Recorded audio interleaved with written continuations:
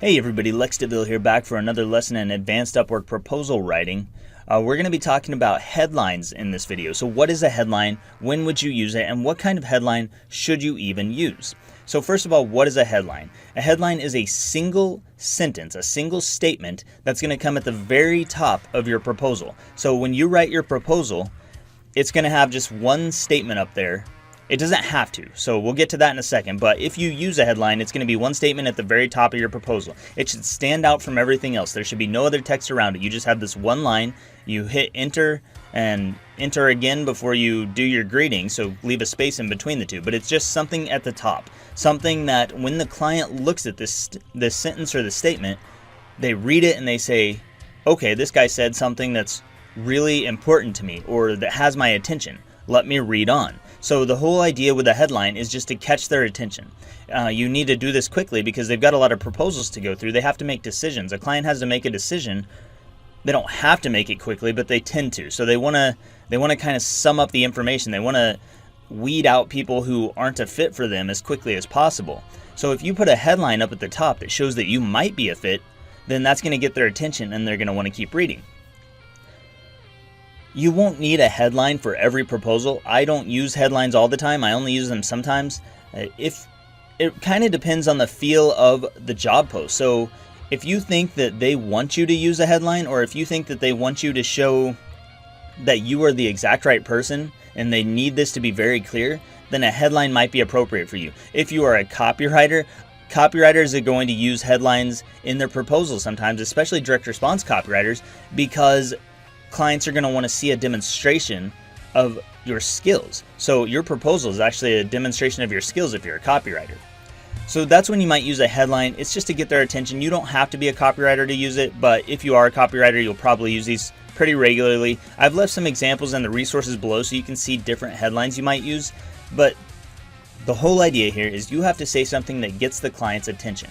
Usually the way I do this is by repeating some part of what they said they wanted. So this holds true for a lot of the proposal. Actually, I'm repeating a lot of what they say back to them. What the client says, I repeat that back to them. So if they say, I need a direct response copywriter, I need a direct response copywriting ninja to write a high conversion email, I might put in my headline, direct response copywriting ninja who writes high conversion emails. That's what my headline could be. It's straight from their freaking job post. You could put something else up there, but this is just a general headline. It's going to get their attention because it says the exact words that they want to hear. It says, I don't know why, but it's like it bypasses some mental psychological barrier that they have up.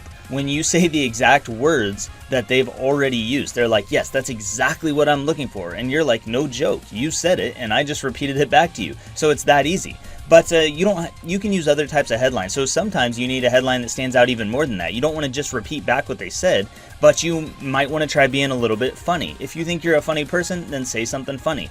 Direct response copywriting ninja, and I shave my armpits. You know, it's something stupid, but it catches their attention. They're like, oh, that got my attention, and he's a direct response copywriter. Boom. Or you could say, I don't know, high profile web designer and dog lover.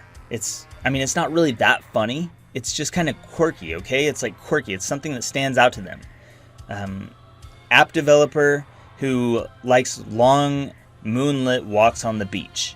That's something stupid, but it's going to get somebody's attention. And when you think about what you're doing here, we go back to the psychology. We're getting into rapport. If you make your client smile in a single sentence, how is that going to position the rest of your proposal? If you say something to me in one line and it has me doing this and I'm smiling, how am I going to frame the rest of your proposal? I'm going to see the rest of your proposal in a more positive light. I'm going to feel better about it because you've already made me feel good inside.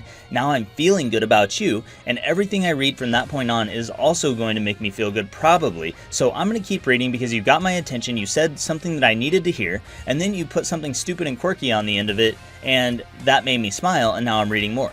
Now, there's two main kinds of these that I use. So like we already described, there's just the basic serious one. It's just repeating their own words back to them. And then the other one is just quirky. It's being quirky, it's silly, it's just something that you say that's kind of off the wall that makes them do a double take. You know, they see it and then they're like, you know, they make that face that people make when they're doing a double take. And they're like, what did this guy just say? And then now they have your attention, or you have their attention, I mean, and they're going to be more likely to move forward with you because you've said something that made them smile, or at least, at the very least, you said something that got their attention.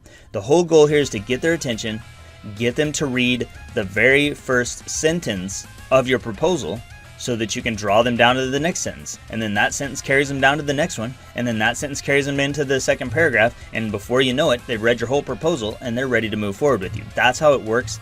That's the art of headlines. They're very simple. You won't use them every time. Only some of you are going to use them some of the time, but I would definitely test them out.